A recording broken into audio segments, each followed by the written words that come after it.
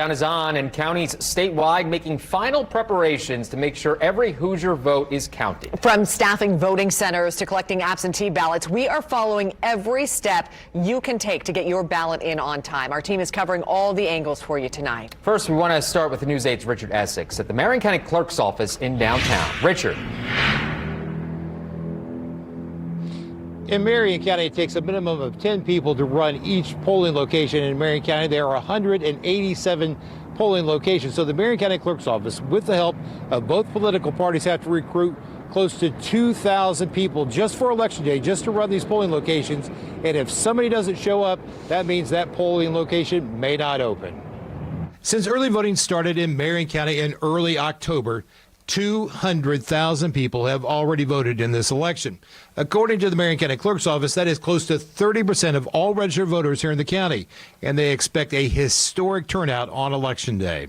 We've had well over 4,000 volunteers sign up to work this election cycle, and our initial goal was to have just over 2,000. Every polling location must have an inspector. The inspector is, so to speak, the boss of the polling location. It is the inspector's job to make sure everyone shows up, that the equipment is in working order so that you can vote. If the inspector is late or doesn't show up, then that polling location doesn't open until a replacement inspector arrives. Both political parties are responsible for an equal number of people to check voters' IDs and hand out ballots.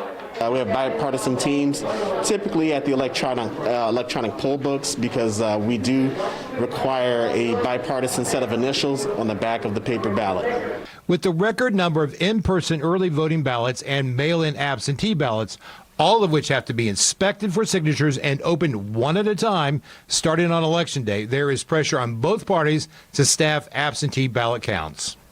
We are also actively recruiting for central count, which is where we think that there's going to be a big need because we don't have a history of how many absentee ballots are going to be coming in, and we don't have a history of having that large amount come in.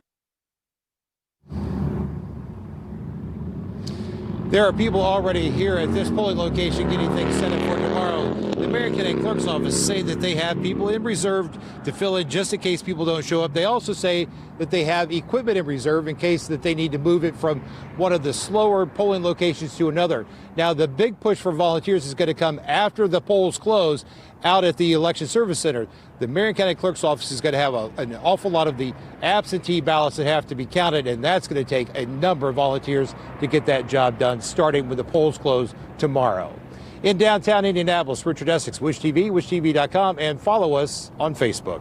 Richard, thank you very much. And if you are heading to the polls, tell us if you encounter any issues. Starting at 6 a.m., you can submit those problems by going to wishtv.com. Find the form near the top of our homepage, and we'll take a look at it. And again, that's starting at 6 a.m. tomorrow on wishtv.com.